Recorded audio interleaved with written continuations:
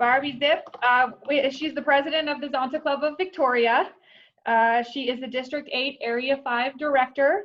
She has been an active member for 9 years, and Barbie has served as the Advocacy Committee Chair, the Club Director, the Secretary, the Vice President, and President of the Club of Victoria.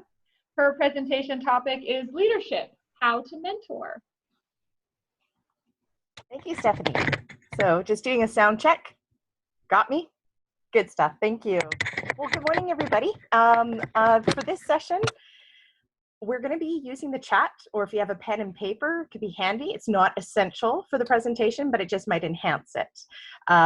So if you haven't had a chance to chat, we've talked about it. If you want to find it on your screen there, and it would be a chat to everyone, because I'll be looking for some feedback, and we'll be doing some work together this morning.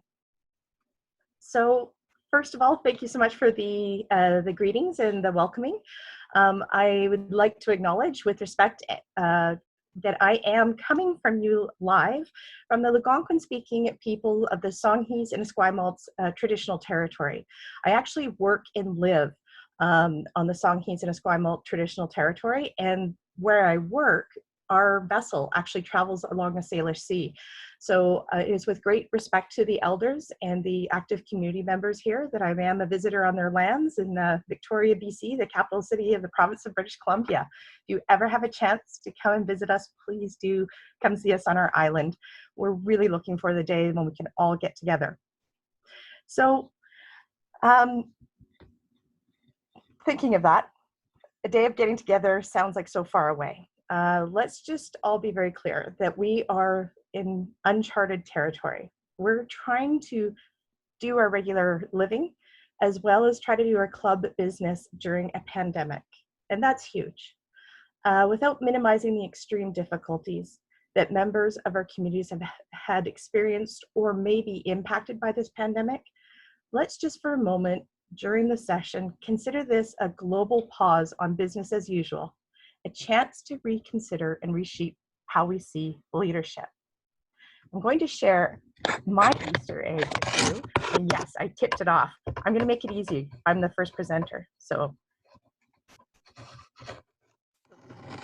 there's my Easter egg. Let us use this pause on business as usual to reshape and rethink how we see leadership.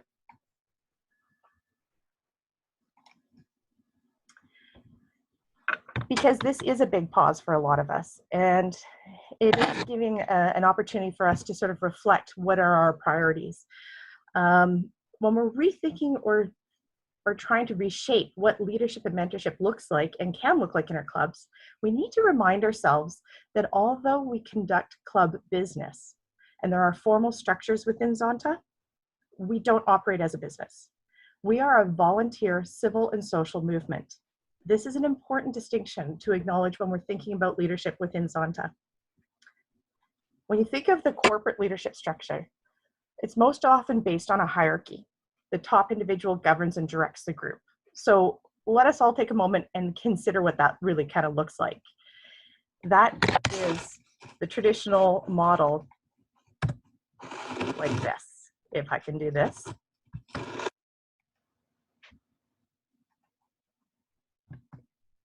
I think we've seen this before. Can everybody see that organizational chart where you've got somebody at the very top, you know, the lines move down to different department heads and things like that. Sometimes we can get stuck in this model when we're thinking of leadership. It was actually kind of hard to find a graphic that included both men and women, by the way, just an interesting note. So that traditional model is what a corporation sort of looks like. We are not a corporation. As mentioned, we're a civil and volunteer organization, right? We're a social movement. We're about change. So we're far more active than that. Our membership and our leadership, we're distributed all over, but we're also very agile. Our members, when they get more deeply involved in Zonta, they bring others into the group. And that's part of our mission, is to bring others into the group so that we can continue our work. We've been doing this work for 100 years, and we need to reimagine and revision what it's going to look like over the next 100 years. So in our movement, leadership is an active role amongst all of us. We rely upon our members being involved in all kinds of activities, and most often without an official title. So I'm going to take you to a place where I'm going to say our organizational chart might look like this.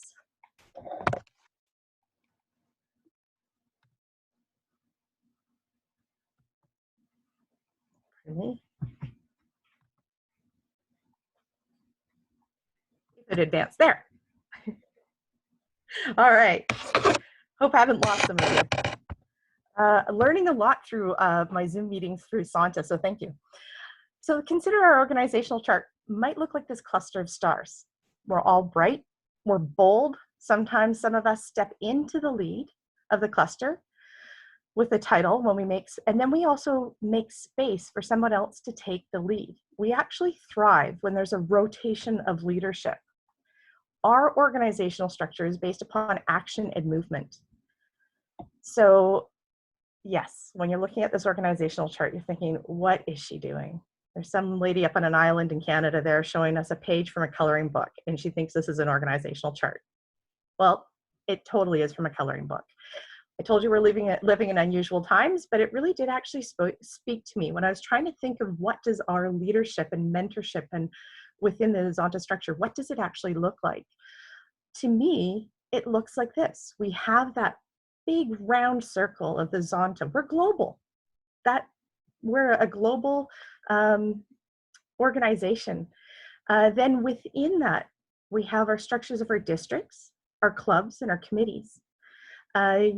You can see that on the outside, there's these stars that aren't connected. I like to think of those of our potential members. Those are our community members that we actually connect with and we do our work, our service work with. And then if you look closer, there's actually a larger star. And within that star, all of those stars are connected. And I like to think of that as us as Zonta within our districts and within our clubs. And sometimes those stars move to and from, to the forefront, but there's an ability for us to move. It's not that hierarchy. Although it does look like there's the hierarchy, we can actually move around Zonta within and out. And I think that's what's truly special about our organization. We actually truly make space for others, and it's encouraged, it's nurtured. There's a fostering sense of fellowship that if you feel like you don't quite have the tools, someone's there to help you move through this and let you truly shine. So today I'm going to push you a little and get you to do some work and sort of think of things and pause and reflect. Anybody that does education knows that when you're on the edge of your comfort zone, that's where you actually do learning. So first thing in the morning, I'm going to get you to do an activity, and it's going to be some self-reflection. So this is where you want to get your pen and paper ready or get your fingers ready for the comment section. I want us to think about leadership, okay? And we're thinking of, this is anything's possible. So right now, let's just take a breath. Close your eyes if you think better closing your eyes, and think of one or two qualities of good leadership. Now, what does good leadership look like to you? Remember, we're about empowerment and building a social movement. We're not a corporation. So if you can list one or two qualities. And feel free to use the comment section.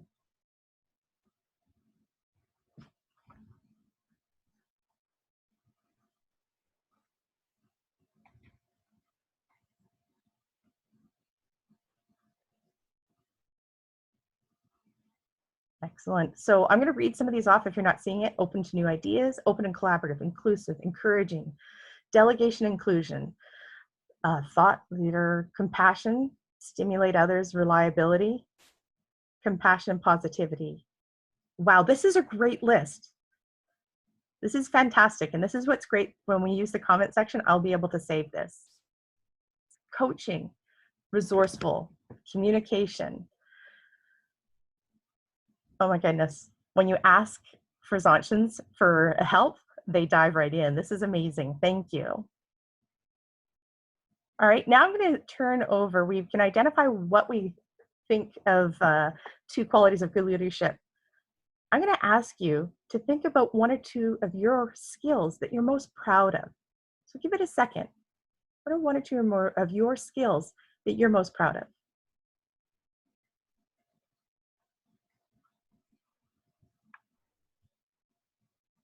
And without putting anybody on the spot, you may want to write this down for yourself, but if somebody wants to jump in and put it in the comments, and comments are coming. Oh my goodness, thank you. A willingness to help, listening, follow through, flexible, truthful, coaching and compassion, creativity, listening, problem solver, humor, creativity, dedicated good listener, ability to see the large picture, availability, organization, include others, empathizing, a passion to see others succeed, and communicative. Ooh, hard to say that first thing in the morning. High energy, passion to see others succeed. All right, see if we've got the skills. So here's a follow-up for that.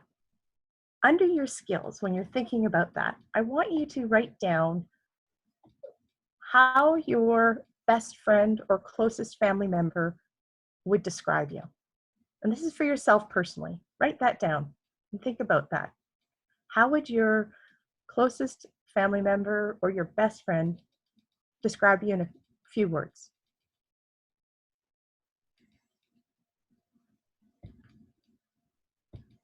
Now, how many of you would feel really comfortable about writing that in the comments box? Do I have a volunteer? 1 or 2. I think they're coming in. Confident and compassionate, always there when you need them. Generous and bossy. Big-hearted, voice of reason, thinking of others. Positive. A tough monkey, uplifting, faithful, sarcastic, reliable, open, good listener, flexible, funny. Good listener and responsive.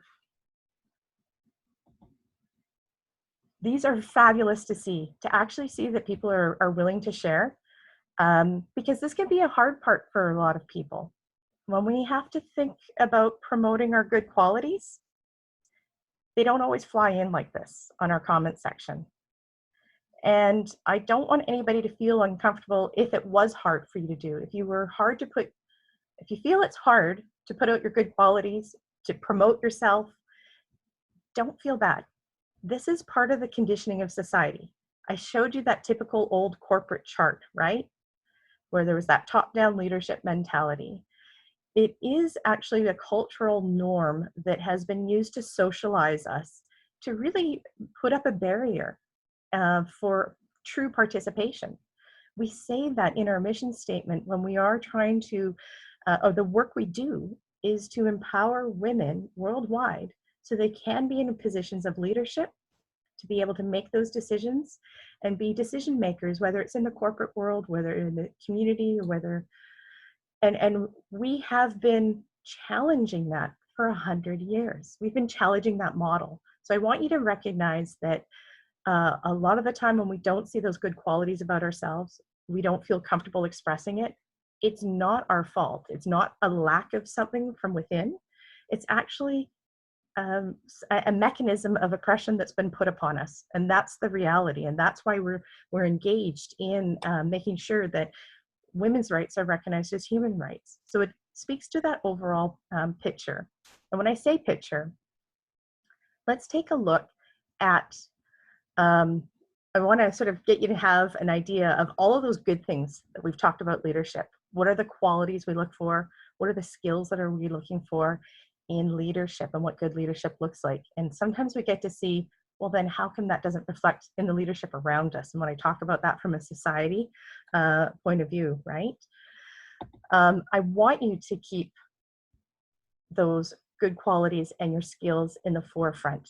It's imperative that you do that. It's part of your work as a leader. It's part of your work in mentorship.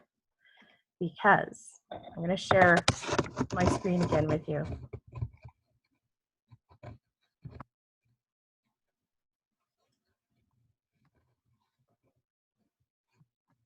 Maybe.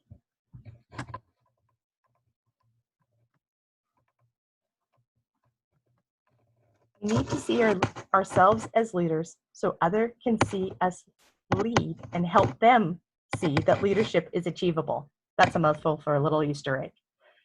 But what I'm trying to point out there is that if you don't see yourself as a leader, then other people also discount all of those amazing qualities and skills that they have. They don't see that that is important or it's achievable. It's critical for you to see yourself as a leader first, for others then to follow. Mentorship is huge, and it's a really big topic, and how you mentor is very personal, and it evolves and it changes. The first step of mentorship, though, is to understand and acknowledge that we all have the capacity to be leaders, and particularly when we're talking about Zonta. And you need to see yourself as a leader and take pride as that, because then other people say, you know what, maybe I can do that too. So right now, I was sitting at home and I was trying to think, how are we going to do a workshop where we're going to be talking about leadership and mentorship when I was just overwhelmed about what was happening around us in the world. My, like everybody else's world, was starting to be limited by this pandemic. The daily operations of doing everything was overwhelming. To consider, how are we going to do club business? How do I present to amazing Zontians about leadership and mentorship during a pandemic when I'm trying to figure out how is my own club going to move forward? This seems like I'm going to have another ask of Zontians.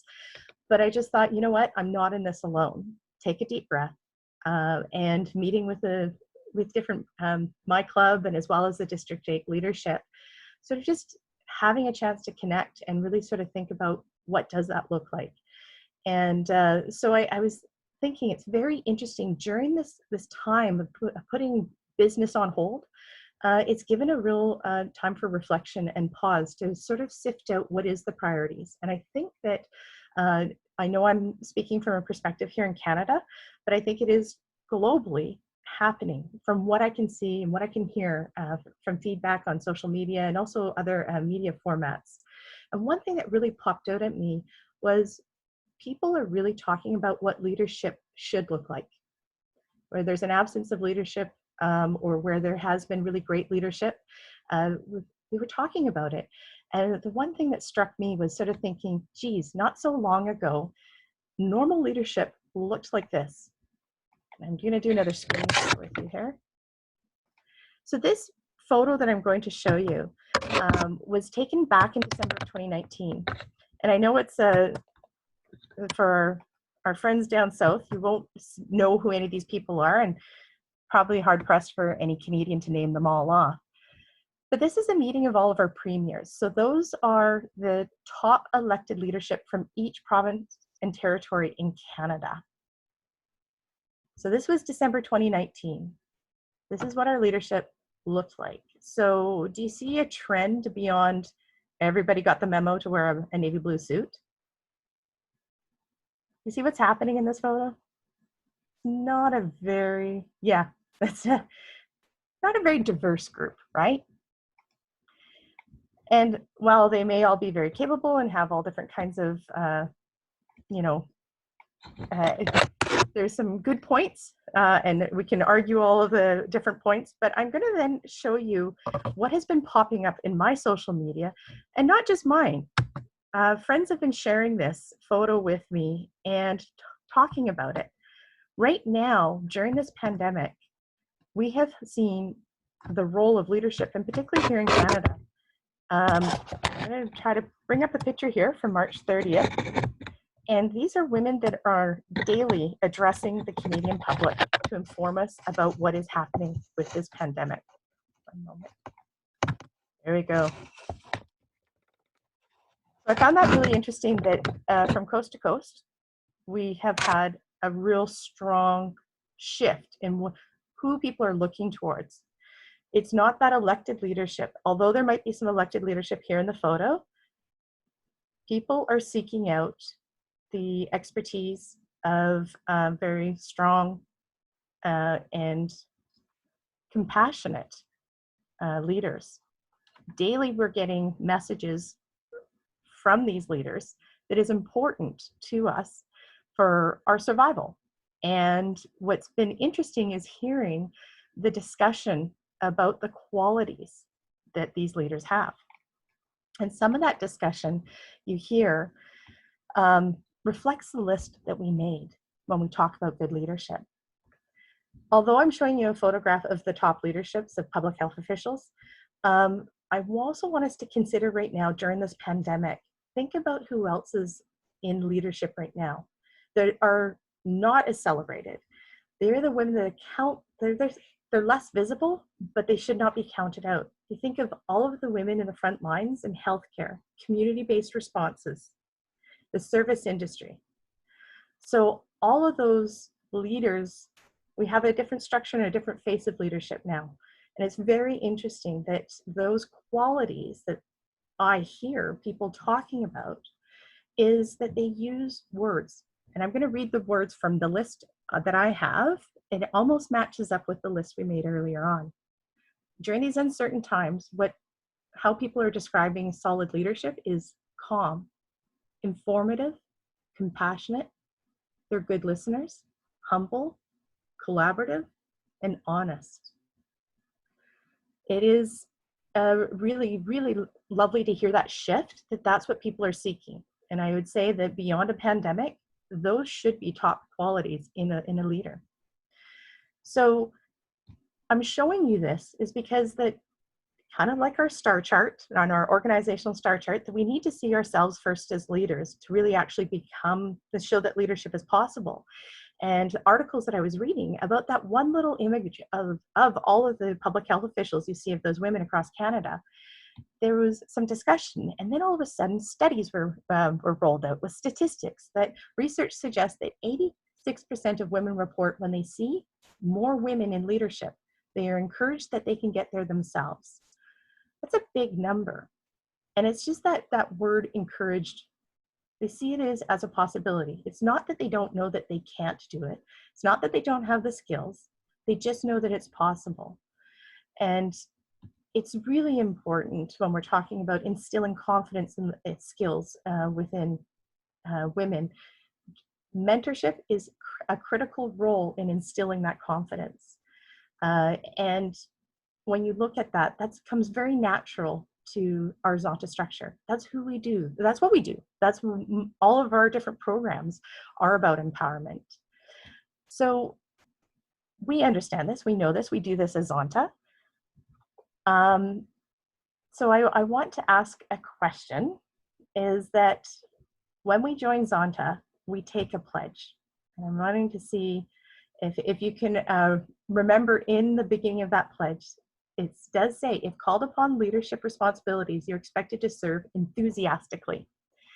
And whenever we read that part of the pledge, I do sometimes hear a little bit of a giggle or in the room, because we all kind of don't know exactly what that means, but and also I don't know if it's a nervous giggle.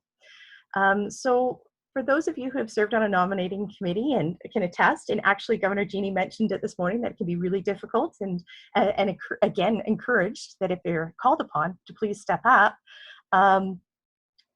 What are some of the reasons that our members resist taking on leadership roles, less than enthusiastically about the opportunity? What do you hear? What are some of the reasons that members say, I don't know, when you've asked them to take on a leadership role? Time, yeah.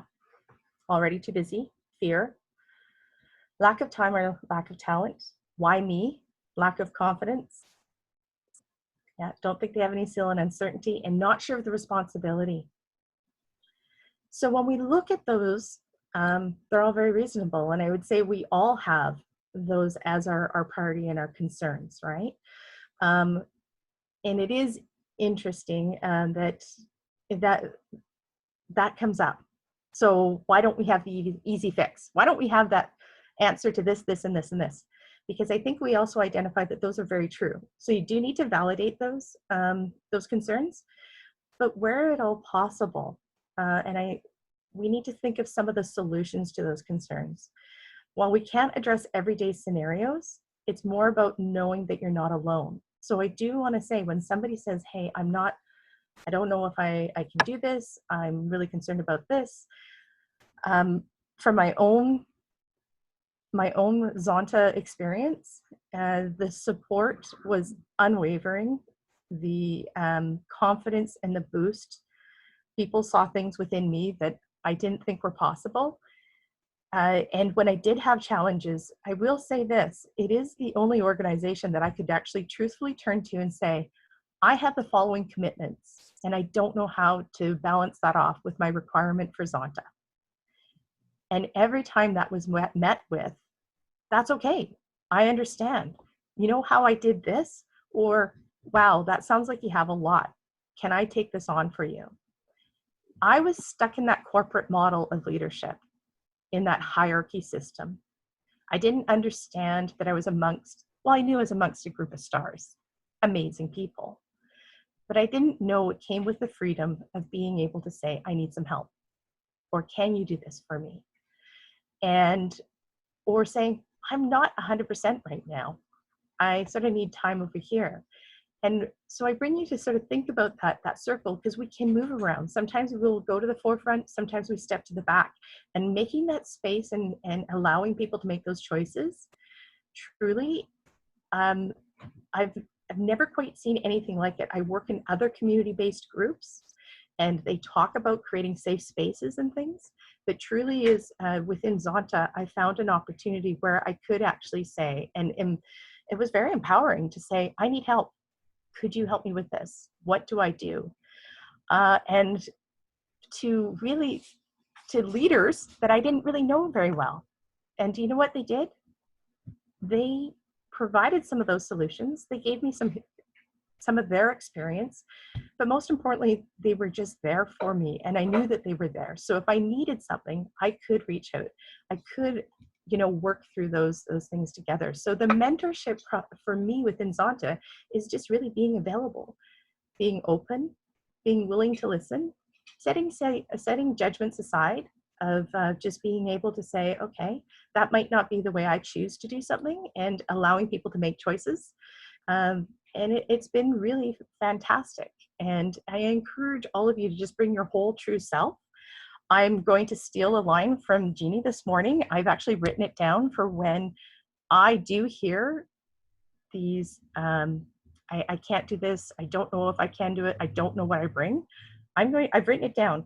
All you have to bring is yourself and the passion you have for Zonta. When she said that this morning, that just really freed me up. I wrote it down and I thought, wow, that's my presentation. That should have been my big end firework display. But isn't it great that on a day that I'm supposed to be doing a presentation, what do I do? Our leadership actually give you these golden pieces of nuggets. And something as simple as that is so huge, is that really all you need to do is to be in part of Zonta is to truly bring yourself. So remember, you're not alone. And right now it kind of feels like we can be alone, and we do have tools like we're using today, which is fantastic. But I do also want to bring to your attention the international website, because for me, I'm at home now. My work is stopped. So I've got a little bit of extra time to do some digging. And I had been meaning for the last, I would say, I don't know how long, to get on and actually complete my leadership development tool. I thought, oh dear, this is the other list of things that I needed to get to. But here you can see that we have tools available to support us. And this site has 4 different sections. And what I love is right there, I highlighted off of the international website, tools and resources for our members and leaders. Right away, Zonta is saying to our membership, your leadership journey begins right after the pledge. The tools are there to support you. When you're looking at the leadership program, it tells you about the actual organization, about Zonta, and how to build a better club. There's amazing resources about communications, which we heard is important for leadership, right? Having the difficult conversations. That little segment there, will take you beyond your Zonta work. Effective conflict resolution, that little spot, so good. Presiding with presence, the how-to tools and techniques. There's a personal development library.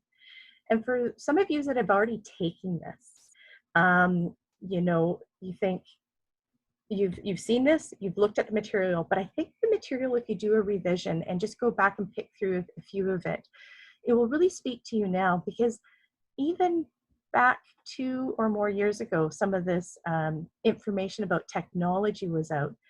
Zonta International had the foresight to realize that things were moving and have topics on there about safeguarding our clubs for the future.